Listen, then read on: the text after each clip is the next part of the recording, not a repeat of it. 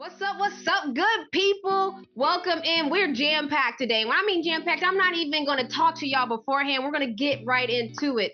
We're talking point guards today, and we have a lot of point guards on the show. We have Aari McDonald, Danielle Robinson, and the Hall of Famer Steve Nash, and I'm just going to let you guys into the life of point guards because I don't think y'all understand what we go through, the type of responsibilities we have. So I'm going to talk to point guards at 3 different levels, some starting their career, some still playing but that are vets, and then a retired point guard that's had a great career. Also, mamas are kind of the point guards of the family. So we're going to talk about that. And we're also going to talk about Dear Mama on FX. Let's go. Tap in, big show. All right, so first of all, we have Aari McDonald on here, Serena's favorite player, by the way. So, and we don't say that every time because she only has one. So, Aari, welcome to the show, baby. Thank you for having me. All right, I want to go point guard to point guard because I'm having conversations with Steve Nash, as you know, is a Hall of Fame point guard. But I want to talk to all different types of point guards because I'm a point guard, and I feel like we have to think the game different. We know that there's an ebb and flow. We know that we have to take responsibility for things that ain't even our fault. Facts. Okay, so I know you know what I'm saying when I start out. So first of all, what is a point guard? A point guard is a floor general, the extension of a coach on the floor. Just that person, like you should know every position of every play, what they need to be doing, where they need to be located on the court. So, I mean, and like you said, when things go wrong, it's your fault. Okay. Okay, when things go right, it's whoever scored the most. Okay, Right. so look, we gonna really talk, and I'm not gonna get you in trouble because I'm the point guard that's retired now. I'm gonna just say it. But what are things when you go into a game, like what things do you know you can control? I can control my effort, I can control my communication, and I can control I can control a lot, just like my turnovers. I know that's something I need to work on. So I think with those things, if I can control that, I'll be fine. And that's for you. And then what things can you control team-wise? Team-wise, I can control where everyone needs to be placed. So before a set is called, I need to get everybody organized and get them in their spots. And also just the reads. I can control the reads. So if I'm seeing how a defender is playing, I need to look at the second line, or if they're cheating or something, and looking at my teammates and just knowing where they're successful at on the floor. So I love that you're saying this because you're going like the next level where you need to set your teammates up, put them in good positions to be successful. What kind of prep does that look like for point guards? Because like, I'm just going to keep it real. Like, I done had a lot of 2 guards on my team, 3 guards. They can just pull up to the games, honey. We going to give them the ball where they need it. They might have watched film. They might not have watched film. But point guards, we don't really have that luxury.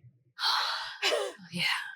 So just with me growing as a player, I've been very intentional, like with just like when we're watching film and I see when I have to guard, or just how others who like, you know, I know that people last year, they used to top block Ryan, so it was hard. So just seeing how she's being played, or now I want to see how Alicia's being played and just who's guarding me. So I'm just watching to see what they're doing, and I'm knowing their tendencies on the defensive end. So I'm just reading them and just read and react. You know what I'm saying? We reading the game. What did your offseason, like, what were you working on? Like, you know, like every year, you know, even Nia Coffey, she said she came back, she worked on her physicality more this offseason. She lifted more weights. Like, what was your focus this offseason for you? This year, I wanted to gain more muscle, which I did. Okay, come on. I'm You solid. solid out here. Okay. For one thing, just working on my reads and getting to my spot and just working on my middies. So that's something I feel like, you know, I got away from. Middies is a mid-range. Yeah, I'm sorry, it's a mid-range. It's great. Y'all are getting lost around. art. Yeah, it's a lost art in the game. So just trying to perfect that and just make sure I'm more consistent at that and my 3-point shot. So who picks you up when you're down? Because a lot of times, like as point guards, we're the ones that are like, you got it. Hey, keep right. up. Like, who's picking you up then when you're going through something? Like, how do you get yourself out, or who's helping you out? For one, off the court, my husband is helping me out. Okay, then on the court, AD and I, we gained that trust. And so when I'm down, AD be like, come on, A, you got it. Like, you got it. So that.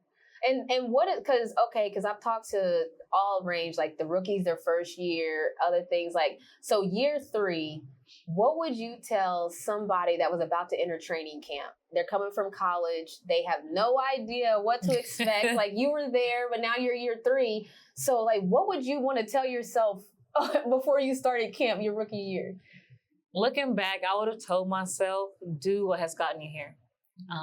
At times you might get lost in like trying to like put yourself in a bubble or allow others to do that for you. So just do what has gotten you, whether that's scoring, playing defense, being the best communicator, the best screener. Do that and just stay the course. Basketball is a game, like don't get too high, don't get too low, and just when your number is called, be ready to deliver. I love that. And hubby was the one that she said helps you off the court. How do you balance? Like, because athletes, like, we're a full-time job for somebody to even be associated with us because we have schedules we got to keep. We need to go to sleep. We want to be rested for the next day. Like, how do you balance that? You got to, are y'all married yet? You engaged? Yeah, we got married. It'd be 2 years. You know what I'm saying? She 2 years in this thing. All right, but like, how do you balance being fresh on the scene as a wife? It's tough. Marriage, it's work, definitely. Yes, but I'm married. My husband was an athlete, so I mean, he understands the schedule, he gets it, and he knows that, I want to be great, so he understands the process and what it takes. So some days I might not see you till like 7 p.m. I'm sorry, but it's my job, so he gets it though. Wow, I love it. You get it now. I'm so happy for you. Thank you for joining me here. Y'all already know. Dap us up on the sidelines when we cheer for y'all because we are your number one fans. I got you. I hear y'all on the side. You do? I hear you. Okay. All right, so we had a point guard that's 3 years in the game, and now we're moving on to a vet, Danielle Robinson, who's still playing in the WNBA right now. Get it. All right, so we have Danielle Robinson joining us, and it's crazy because we've been playing against each other forever. Forever. For a long time. So since when? Like, I mean, you went to Oklahoma. Yeah. That was the first time we played, but like, what was them matchups like? I remember y'all had the pairs. We did, but I remember we went to UConn. I don't know if you might have graduated by then, but we got whooped. Which year was it? You don't know what year no, was but we got whooped. We were in store and we got whooped. Oh man, it was bad. Coach Cole, I remember she lit us up. We couldn't say hi to our family after the game, nothing. No. She was like, get on the bus and we're going back to Norman. It's funny because family members don't even know that they caught it straight. It's like, exactly. Be like, hey, everybody just going home. Man. Y'all just have to text everybody. I'll catch you next year. See you later. See you next year. So you're here in Atlanta. Welcome to the A, Thank you. the way. Thank you. I'm excited to have you here though, because you're a vet and I feel like we grew up in the same era. So I feel like I know what you think, how you think in the big game of basketball. But what have you seen change? Like, cause now you're playing with people that are coming in as rookies. So like, crazy. Yeah, it's like they're a whole different type of hoopers. Like they are. So how would you describe, like what's different though? I think a lot of the, first of all, sometimes they don't know the players. So that's like interesting for me. I'm like, I've been doing this 10 years. I've been playing this for 10 years. That's an ongoing conversation though. Like, because the younger generation doesn't watch. They don't. That's crazy. So what are those differences you've seen? Yeah, so that, I think a lot of them are surprised by the physicality. I think the college game has changed a little bit with the physicality. I remember when I was playing, it was like super physical. We played against like the A&Ms. They were like a defensive team, all kind of scrappy. And so I said, y'all had the Paris twins. Yeah, exactly. Yeah. Who's guarding them? I don't know. They were guarding themselves. That was it. But yeah, I think the physicality is definitely one of the biggest things. Yeah, it's funny because I've asked like rookies and everybody in here, and that's one of the things that they literally mentioned was the hardest adjustment. I want to talk a little bit of point guard to point guard though, because I'm going to be talking to all different types of point guards, and I want to, because we have a different experience. Oh, yeah. Our game of basketball experience is different. We have to worry about somebody else making a mistake that we don't have to just worry about our mistakes. All the time. I love that point guard because I know all the time. It's like, I know that wasn't for me. Like, there's no way you're yelling at me for that. For that turnover exactly. that I had nothing. I told them to slow it down. So when you go into a game, like what things are you knowing that you can control and trying to control being a point guard? Yeah, I think I can control my effort. I can control my energy. Those are always things that I can control. No matter if I'm having a good game, bad game, you're the first person that your team sees, out front defensively, bringing the ball up. And so you can't ever have bad body language. So that's one of the biggest things that I learned, especially in college. Like, I'm very, very hard on myself. And my coach told me, like, you can be hard on yourself, but you can't show it externally. And so I think that's, what I pride myself on is that no matter what, I got to be even keel. Missing a shot, making a shot, turn the ball over, I'm going to try and get it back, but my energy is going to stay the same. So, all right, so we're the ones, like, because I feel you, like, we got to have the good energy every day. Every day. So what literally every day we can't have a bad day. We can't have a bad day. So what happens when you're having a bad day? Like, who's helping you out? My home life. Okay, no, that's my home real. life. Yeah, usually I just try and take care of myself in the same way, get a massage, get in the sauna blanket and just like sweat everything out, meditate. But yeah, I mean, it's definitely hard. There are days where you're just like, I just want to scream, like I want to tell the coach like this person, but it's like you can't. You don't. Because you're a good teammate and you're going to take the brunt of it as a point guard, and that's just what you have to do. I just want people to really understand, because every point guard I talk to, we have the same thing. We know that we can't have a day off. We know that we have to have a good energy. We know that we have to be on point every day. I don't know if I'm making sure people understand the things that point guards have to do on a regular basis. And then you come in on a new team. Yep. So you're here now. Yep. You're supposed to be like the vet, right? So everybody's expecting that. And Barbara Turner said something in practice. She said, I got to shout out D-Rob because I've been on her head, right? And what did she say to why she was shouting you out, though? Because she's been pushing me. She's been pushing me really hard to be that person, to be at the forefront of everything in every single drill. Doesn't matter if it's a new team or not. So because I'm giving you grace right now, because I know that be a leader on a new team is not easy. It's not. To be a vet point guard leader on a new team, you learning the system too. Exactly. Everything. The pace, the communication, how, everything's different. Every team, like terminology, all that is different. So, but I've been I feel like in enough situations where you just got to figure it out. You got to figure it out. Yes, you don't always have a lot of time, but you got to figure it out. And that's the tough part about, I don't have to just figure it out for me. I have to figure it out 1 through 5. Literally. So 1 through 12, actually. Facts. Yeah. So how is it going? Like, how has it been? I mean, like you said, you play on different teams. You're here in Atlanta now. What's the feels? I like it a lot. I love it, actually. From the top down, the organization, it feels right. And so to be here, coming from a different situation, I'm happy. Yes, I like that. I'm real happy. And speaking of happy, you said your home life and different things.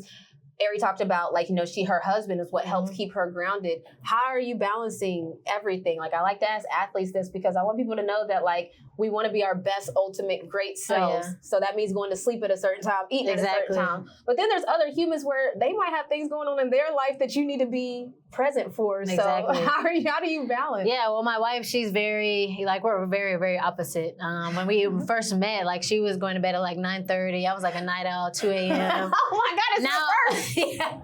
Now I'm like, ooh, 8 o'clock, time to get into bed. She rubbed off on me, but her energy, she's a health and wellness advisor. So she's all into, meditating and taking time for yourself and really just being at peace with yourself and knowing what's going on. And so I've grown over the last few years in that area because, for me, I'm fine. I'm no, I'm tired. And how is that? Because I literally have a problem saying I'm not fine. So why, what made you break through to actually say what's really going on? Because people don't realize we're taught to always be fine. Oh yeah, always be good. Yeah. I think it was just, everything that, the climate of the world and just being there are specific times where I don't feel like myself. I don't have energy, sometimes I wake up now at 34, ooh, my bones hurt. Yeah, you still playing. I mean, we the same. We don't say you still playing. My bones hurt, and it's okay accepting that. So, just being okay with that. Take care of them bones. I got you. I appreciate you joining me. Just know if I hop on you on the sideline, just hold me. Okay? I got you.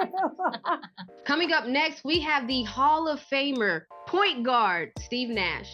Point guard to point guard. This is lit. I'm telling you right now, because you're one of those players that everybody knows who you are. Everybody knows what you've done. 2-time MVP, which doesn't happen from the point guard position. So Steve Nash, welcome to the show. Big fan of yours.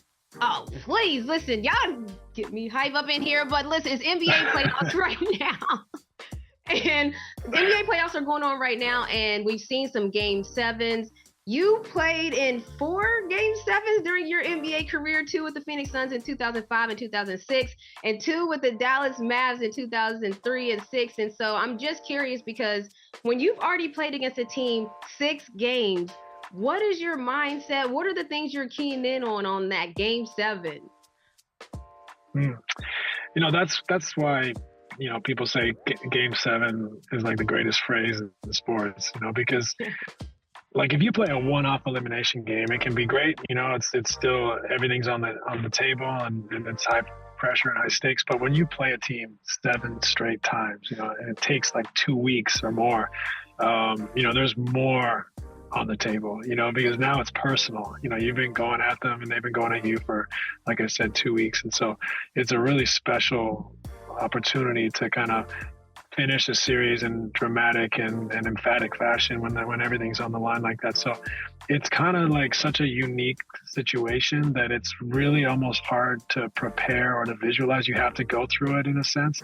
It's about controlling your emotions. It's about being present. And fortunately, I think everyone has a different psychological makeup.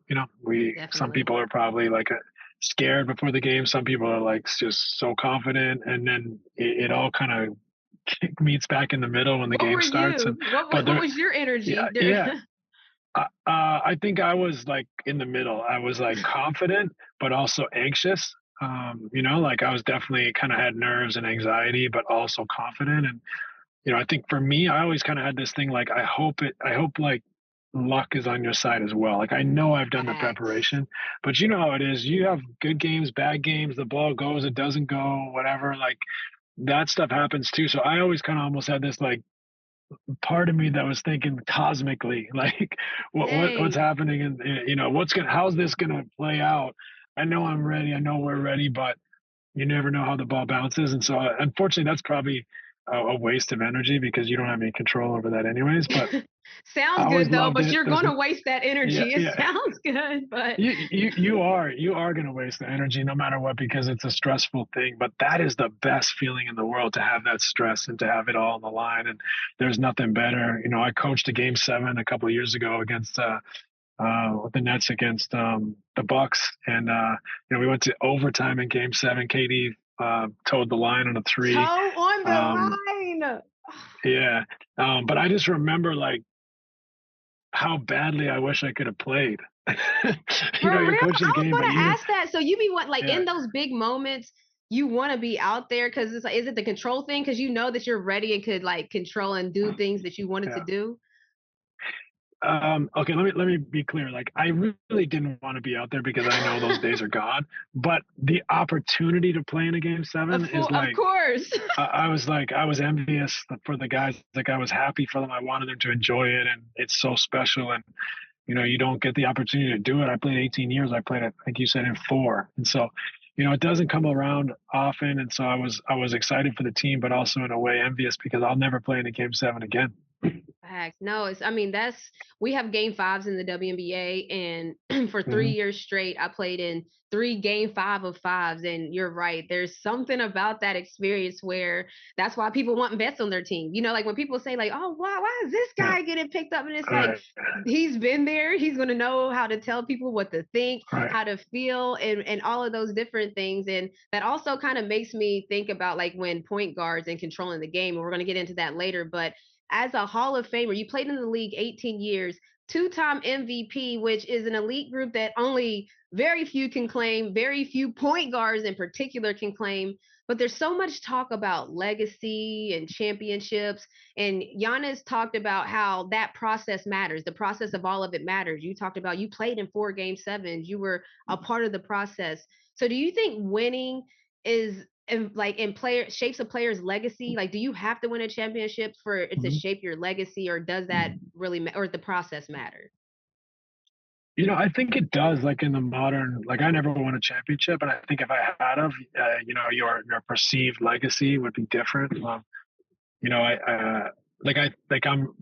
We're really close with Dirk and his family and the Finleys. Like we played together in Dallas, and we're family friends, and we go on vacations together, and like that is a a cherry on top of their resume, and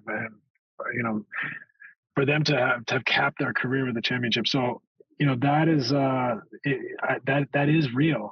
At the same time, like this is all perceived, right? Like we make all these narratives up. So you can also like create your own perception, right?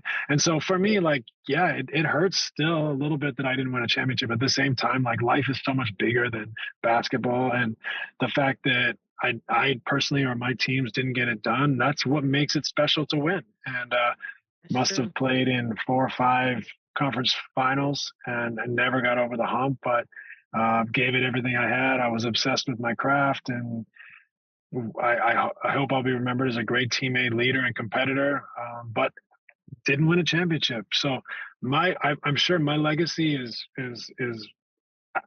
I guess my body of work speaks for itself. I had a great career, but it didn't have that cap on it. At the same time, like I got so much out of the game of basketball, so many incredible memories, and there's so much more to life that's important to me. That I'm busy living, not busy looking in the past and seeing what I accomplished and what I didn't accomplish.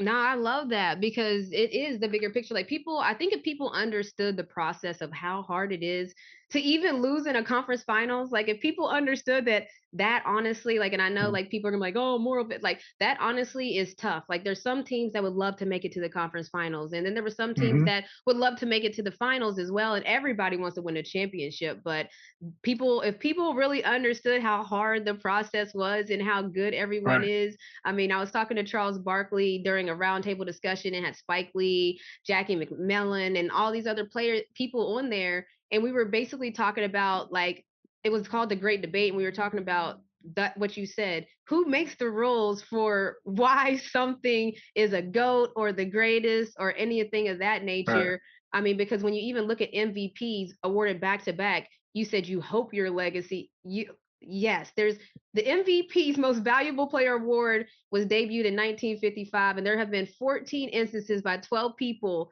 in which they have won back-to-back seasons, and you're one of them. So I don't want, like, there's Yeah. not really a lot of people that can be in that category, and so your legacy Right. is defined by that. What was that time period like, though? Like, I mean, and winning it once is one thing. To do it again, unheard of. Well, first of all, thank you. I was fortunate. When I left Dallas to Phoenix, that team was a perfect fit for me. They had won 26 games the year before I got there, and I think we won 63 my first year, so 62, 63 my first year, and that but they needed a creator, they needed a leader, and so it was a great fit for me. And we had some really, I think, in a way, we impacted the game, and more than just our play. I think we influenced the way it was played. We played fast. We played in transition. We played pick and roll, and we're able to spread people out. And I was able to create, and that highlighted my strengths. I think for me though, what's important about that is the story. I'm a kid from the west coast of Canada. I didn't have NBA players in my neighborhood. I didn't there wasn't the access to the elite of the game. We had Sonics games we had the Seattle TV stations to get Sonics games, which helped us fall in love and see the game at the highest level. But it's a story of a kid who had a dream and a ball and a hoop and got obsessed with it and would go out and practice every spare moment and just kept chipping away. I had one scholarship offer to Santa Clara that came late. Like I visited Santa Clara after my senior year. The offer, they came to see me like in my state, provincial championship. So it wasn't like they even saw me until like the end of my high school year. So I could have very easily gone to a Canadian university or college. So that's the story of, I think, just having a dream, having a passion for something, sticking to it, putting days on top of each other and never letting go. And so it's a story about becoming obsessed with something. And it just, I think, is something that for me it means a lot to me, because I think it's something that can transfer to other people in whether it's in basketball or whatever it is in life, to believe, to make a plan for yourself, to be creative, to put pen to paper and build the life you want to build. And so that's really what it means to me. Basketball is beautiful and I love the game and it's given me so much, but life is bigger. And there's a lesson in there, I think, that I can share from my experience with everybody. After the break, we continue with Steve Nash and more about block training. You have a new app called Block Training where you talked about, you're a guy that loves movement. Movement is central to everything. Your mental health, your mood, your sleep, your diet, relationships are heavily influenced by the movement of the body. So just tell me about why you even wanted to start block training and about it. Oh, thank you. Yeah. This all started in my career. I was, as you just said, I had a one scholarship kid that just wasn't the biggest, tallest, fastest, most explosive player. I wasn't going to overpower people. I wasn't at the end of the gene pool that some of these incredible athletes are that you're competing with. So I had to have this curiosity to try to win the margins. And so that led me to like, what are the best practices in like training, skill acquisition, recovery, diet, sleep, all these things. And this is when, now these things are all pretty common, but 25 years ago wasn't nearly as common. And so I went on this kind of journey to try to find out how I could improve and how I could compete in different ways. And, one of the ways that had a huge impact on my life was really training myself to move well, movement training. And I got to work with Dr. Rick Celebrini, who's now, we were two guys from the West Coast of Canada. Now he's the head of sports science for the Golden State Warriors and had a big impact on the Warriors, but just a brilliant movement mind and genius. And just so a lot of the fundamentals though that I learned in my career, I thought I learned could be really impactful for everybody. So just little principles of movement like mobility, stability, balance, coordination. These things are the fitness industry, we're taught you have to go out there and you have to, walk or run for an hour 3 times a week. I think that can be very inaccessible to a lot of people. I think there's a smarter way to do this. We're talking about a lot of people that maybe they're intimidated to start. So whether you have a daily athlete 8 routine for something like, I think I read that, or I might have saw on Good Morning America. First of all, you were on Good Morning America, and I think you're hinting to the point of you create a routine that like you could actually get into a routine of it. You don't have to almost derail your schedule to do this daily 8 routine, right? That's right. So that was the one of the evolutions of this whole concept was I wanted to share like the movement training principles that I'd learned because I think they can extend people's health span, right? So we talk about lifespan in the United States, average lifespan is 77. Average health span, which is a growing term, is your good health years where you're active, you're living your best life, and you're avoiding chronic disease. That's 63 and kind of plateauing. So like our good years are kind of plateauing, but we're living longer because of medicine. We should be able to close that gap where people can live a decade or two more at a high level where they're having great quality of life. And so fundamental to health span are exercise, mental health, diet, sleep, and social interaction. But exercise, and we say movement because the fundamentals of movement are purposeful quality movement are going to be long lasting and longevity inducing. But exercise is also research shown to help sleep, to help mental health, to help dietary choices, and to be the people that are more active are more likely to be socially interactive. So movement is a trigger for all the pillars of health span. So what I really want is to make it accessible for people. And so then I said, it doesn't matter if I have, Rick Celebrini and the best methodology in the world. If people aren't going to make a healthy habit out of movement, we're not going to make an impact. So I really started to study the habit sciences and what it takes to create a habit. And one of the principles of habits is to make it almost harder to fail to begin. So 8 minutes. Is that why you made it so small? Yeah, I was going to say, is that why you pretty much shrunk it down? 8 minutes in your day makes you almost feel guilty if you don't do it, because it's like, oh, I couldn't do 8 minutes to my movement today, to my body, to my health, to my mind. That's right. And so what it is like, it's whether it's you that's an elite athlete that wants to just stay super fit and active. It could be something you do before you go work out or whatever it is that you want to do. Or it's someone that's really, I don't know where to start. But I know I fail every time I got to go to a group fitness class or I got to start a running program. It's too much. I don't know how to fit it in my life, especially when we get to our 30s. We wake up not feeling quite the same. We have a career, we might have a family, we have all sorts of obstacles. So creating a healthy habit, if you can't invest 8 minutes, I'm not sure how else I can help you. So like there's nothing else you can do for them, Steve. Right. So we try to make it we're going to give you a pathway to create a healthy habit, and hopefully you do it every day. But at minimum you do it every other day. But what you do is you hopefully at some point in your day have 8 minutes to do mobility and stability. There's 3 different intensities. So my mom in her 70s could do intensity 1, and you can build your way up, or you could stay at intensity 1. And at the end of the 8 minutes, if you want to stick around because you're warm and this is all you're going to do today physically, there's a 4-minute Tabata. But if all you want to do is the 8 minutes, or all you want to do is 4 of the 8 minutes, you are now creating a healthy habit if you can do it consistently. what the habit sciences also say is once you create a healthy habit, they beget more healthy habits. So now you start to make better choices. You're more active. You're more likely to make better dietary choices. It improves your mood. So that was a big thing for me. Is I'm a super active person. I play tennis and soccer like 4, 5, 6 times a week, depending on the week. I get a sweat every. Yeah, I get a sweat every day, really as much because I'm a physical person as because of my mental health. I can't sit until I've moved. And so, but for me, doing the daily, creating it and then doing it, which is kind of based off things I do in the morning anyways, while I'm getting the kids ready for school, I like get my little 10, 15 minutes when they're settled to like get some movement in. But I built it. And what I realized by doing it every single day and being religious about it is that I start my day with an accomplishment. Now have momentum. Yeah. I'm in a better mood. I have presence. I can now invest in my relationships from a position of strength rather than, I'm not quite here. I'm thinking about a million things. I'm not organized in my mind. So it's like the mood, the mental health, the ability now to take on your day, the choices you make after doing that or starting your day in that way. And this is designed for everybody. So whether you are going to go to the gym and lift big weights, this is a great warm up for you. Whether you're going to go play a sport, great. If you're someone that's just looking to create a fitness routine or a healthy habit, this is a place to start and a place to stay with as you grow through it. Or as maybe you make this a healthy habit and then you become a runner or a cyclist or you play a sport. But there has to be an avenue for people to move and extend their health span through movement.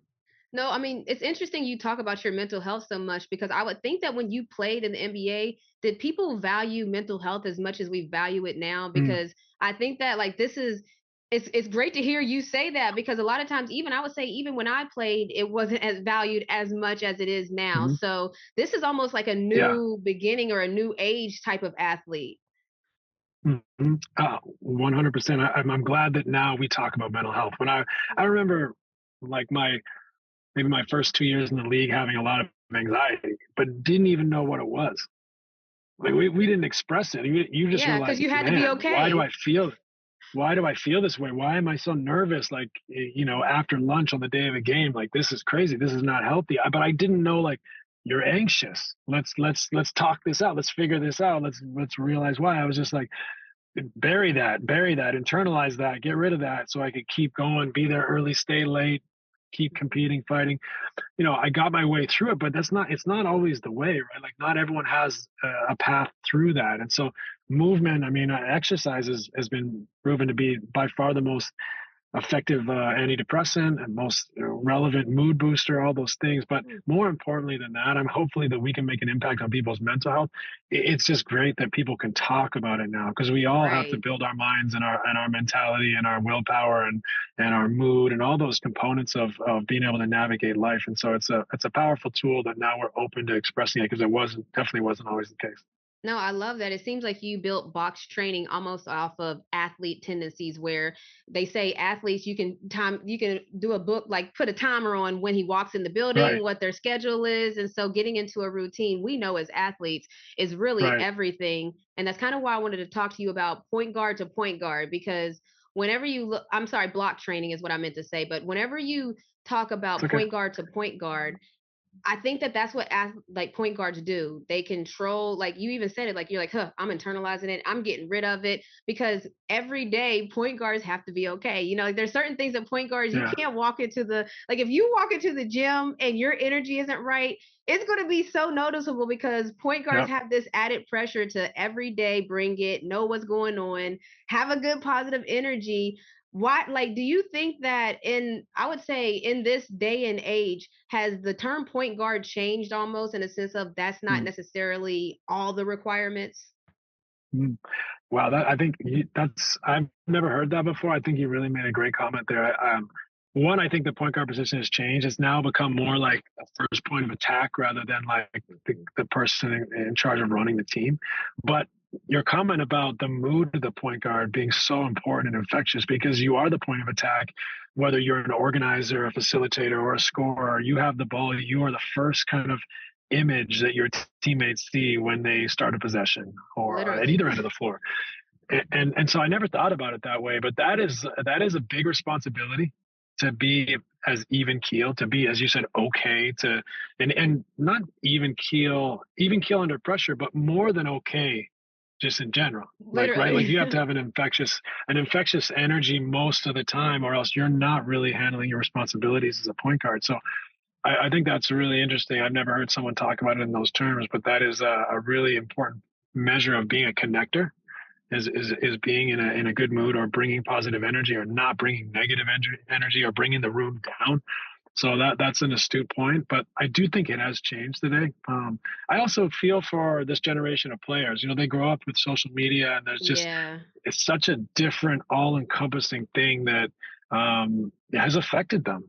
And I feel for them. It's unavoidable. It's the world they grew up in, and it's not going away. So we're not changing that. It's like we have to learn to adapt and handle it. And so that's just another element that players today have to recognize and have to deal with. And that can be very difficult. So yeah, I think the point guard's role has changed, but I think that old school DNA can also be a huge, huge part of a successful point guard and a successful team. To listen to the full interview with Steve Nash, tap into MoCo tomorrow. And now we have the point guards of the family, the mamas. All right, let's get it popping with the crew. Now, we just had a lot of point guard energy, big point guard energy on the pod. But you know what I was kind of thinking? Moms are the point guards of the family. I feel like the moms are constantly setting up the family for success. They know where the kids are supposed to be. Like a point guard knows all the plays that are supposed to happen. They know everything that's going on. They're the heartbeat of the team. So on that same thought, first of all, actually, hello family. What have you guys been doing lately? It's funny because I'm on the go a lot, you guys. So this is almost our family catch-up time. So hello, family. What's good, squad? What y'all watching? What y'all watching on TV? What's going on? Well, let me just step in there. When you said the moms are the point guards, I think we play all 5 positions. You know what I mean? Okay, position. Snook said, I'm positionless, honey. Don't just put me in a box. The new age athlete where they don't even want to label. I was a proud point guard. I'm like, point guards in the building. You get it started, but you know, there's a team, and usually the mom is team 5. Oh goodness. Okay, well, positionless team 5. What you got on the tube lately? Well, you know, I have to start out with let me just prioritize it. Mine's kind of a quadri of things. So first of all, you know, the NBA playoffs are on, so you always have to keep up with that. And then I always keep in touch with the news because, you know, ain't nothing going on in the news but the blues, so I have to know what's going on there. And so I can stay out of the way of that. I like joy in my life. But Joy anyway. pain. And then we marathon watch. I guess if I wanted to really say what we marathon watch, we just finished watching Will Trent. Very good series. Oh, we're watching that too. First of all, they watched it without us. Shouts to yeah, we started that together. I was like, I saved that show. I was not even watching the show. I was waiting for whenever my family come visit. It's always hard to find TV to watch with Diddy because Diddy, you can't have no cussing, no kissing, no nothing sexual, nothing that might be inappropriate. So you can see how that could limit you from most of television today. So we found a good show in Will Trent. I'm like, oh, this is perfect for Diddy. He'll love this. And then we watched it and he really loved it. So we introduced them to Will Trent. But it has some of that in there. It has some of that in there, but Diddy will watch it okay with Snook by herself. But if he's watching it with us or the grandbabies, it's like it's a no-go. But he enjoyed the show, and then they just went and watched the whole thing without us. Okay, and then Abbott Elementary. That's, you know, we did that, so we have to find something else to marathon watch. I love that though. Abbott, shouts to Abbott Elementary. Yeah, Cole, what you got? Sam, what you got on the tube? What you watching, baby? Oh, no, I was just gonna comment on the whole Will Trent thing. I remember when Snook and Diddy came in town, we're like, oh yeah, we were gonna save it for them to watch. And then when we put it on, Diddy's like, oh yeah, that episode, that's a good episode. Y'all should watch that. We're like, what? I was so confused. I'm like, Diddy, how do you know this is a good episode? He's like, I already seen this one, baby. What happened in this part? I'm watch like, this part. Watch this part. I'm like, come on. Every time we sit down, he wants to turn on Will Trent. He loved it. I don't like that show. Now He took off without me. What'd you say, Cole? What you watching, Cole? So with our busy schedule, Vance has a very busy schedule, but when we do get our couple of minutes, I am consumed with the playoffs. And now he's taking an affinity to the baseball because the Orioles are doing good. What? So yeah, the Orioles are doing pretty good. So now we're really on snooze factor watching baseball games. So that's all I've had time to sit down and look at. I'll take my nephew playing baseball over football any day, I and know. twice on Sunday. So I'm with that. If he wants to, Switch okay, it over. I know. come on Listen. with it. But Come he is on. a sports connoisseur. The other day he's watching lacrosse. One day he watching hockey. He don't care what it is as long as he's it's a just an sport. athlete, right? Serena and I, like, we've been watching half the shows that everybody been saying. Yeah, so we watch a lot we've of been TV. watching Candy Montgomery too. That show Definitely Candy. and The Power on Prime is good too. The Power. He was talking about Power with Ghost. We were watching The Power on Prime, but we also been watching NBA like Snook and Cole and everybody else. We have to catch up on Abbott Elementary. Like, we got to do a good binge fest on Abbott, but Serena and I have been locked in. And honestly, when I think about it, like, we've been watching Dear Mama, right? It's on FX. It's about Tupac and his mom and his family. He was raised by the Black Panthers. I don't know if you guys have watched it, but it's just like, first of all, to see like that footage almost felt like it was fake footage, because it was like, dang, we right here in the thick of it. We was in the meetings, we was in the room where it happened. So it was just crazy to see that documentary, and they put it together perfectly. Like the way they used the music at the right times, and to show his genius. And a lot of times with a genius there comes flaws, and it makes me think of, like, right now we're talking about, it's Mental Health Awareness Month, and a lot of people are talking about mental health awareness aspect of Dear Mama, where he even would say it like, we need help. These young kids is being raised now. He would like literally be saying the things that now we recognize is called mental health. Like, he was basically saying we need mental health awareness for our Black community. And so it was like, dang, that's crazy that sometimes a genius is so far ahead of their time. But has anybody seen Dear Mama? What are y'all's thoughts if you have? Because that blew my mind. Like, Well, a lot of it I feel like I lived. As I was talking to Mom, Tupac was only 7 years older than I was. So when he was like big and heavy, right. all that, the Suge Knight, Death Row, the music award shows and all that, I kind of like, it was like remembering. It was like going back, because I knew every word to every song Tupac ever made. Now, So I didn't did know I. anything about, I know So nothing did about I. the lifestyle, right, Mom? Nothing about the lifestyle that I know, but I loved the music. I loved everything about it. So I kind of was almost kind of like, just to learn, like learning the backstory of the people in his life, like Glow. Right. I love On Glow. She Come was on, great. That's an MVP for real. So Yeah. I loved it. I thought it was really good. I thought it took me back. Every time they put a song on, I was up here singing every word, getting the sway on. But it was really good. They did a great job with it. Love they that. did. Snook, what'd you think about it? Did you see it? What'd you think about it? Okay, well, I did. And again, like Nikki, I lived a lot of that. And, when they were talking about the struggle, there was two sides to the struggle. There was the nonviolent side, and then there was the more activist side that was a little bit more violent. And I felt like I was kind of caught between the middle of both of them with my grandparents. Now, they taught us to always do right, to treat people right, and all of that. And, for us not to do anything mean to other people. But when someone did something to you, put their hands on you, then they jumped onto the other side of the coin there, and they said, balance is okay at that point Oh, once Lord. they Oh my God. cross the line. I agree.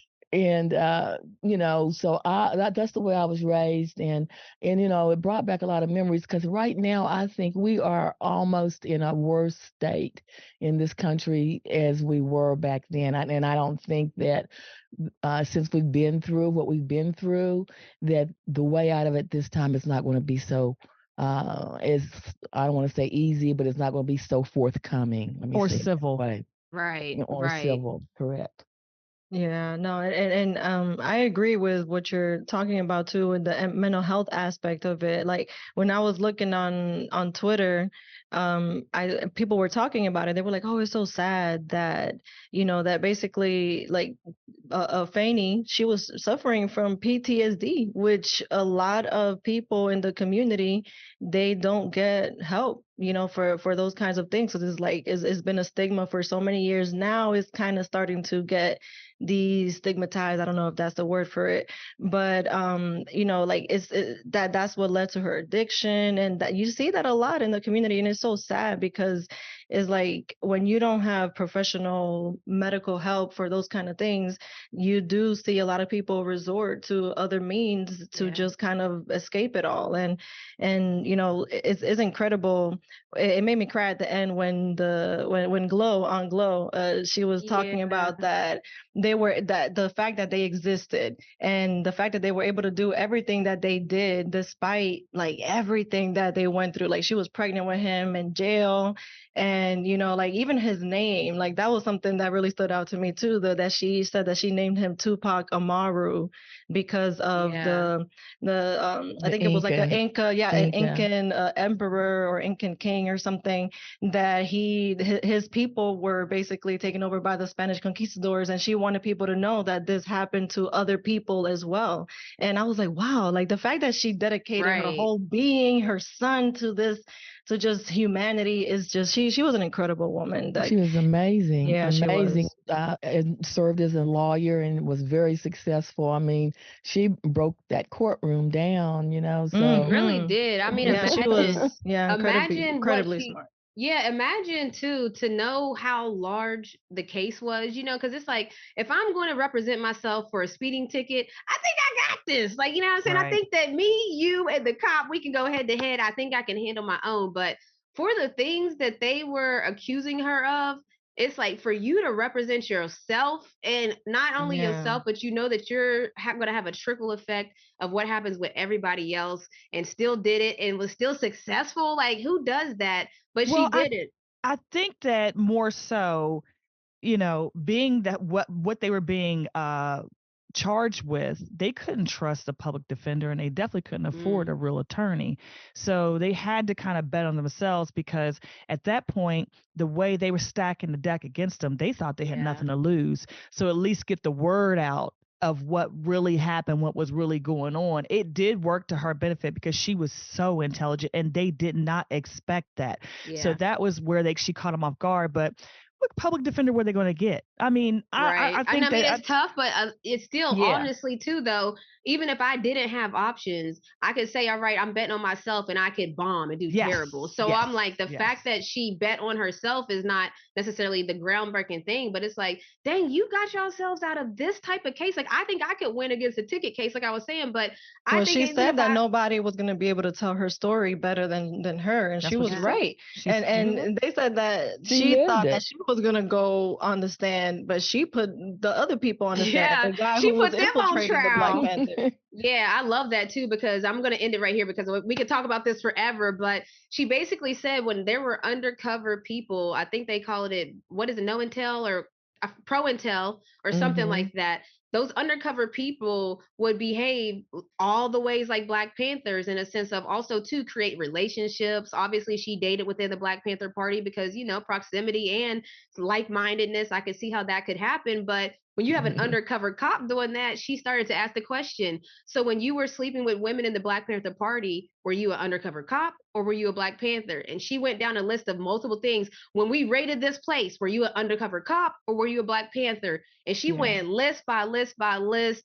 And that's why I think, look, first and foremost, I always say, moms, man, Snook don't want to be a PG, but there was a mama on the stand that day, and she was a mom of I didn't say I didn't want to be a PG. She said she want to be. She's a clutch player. Isn't that a clutch player? Snook want to be the clutch player where she gonna just be whatever we need us to be. But honestly, if you think about that, that's what moms are. So, dear mama, man, that was a beautiful documentary. You could tell that they put time, thought into it. You could tell that they was going to give you the real, raw transparency.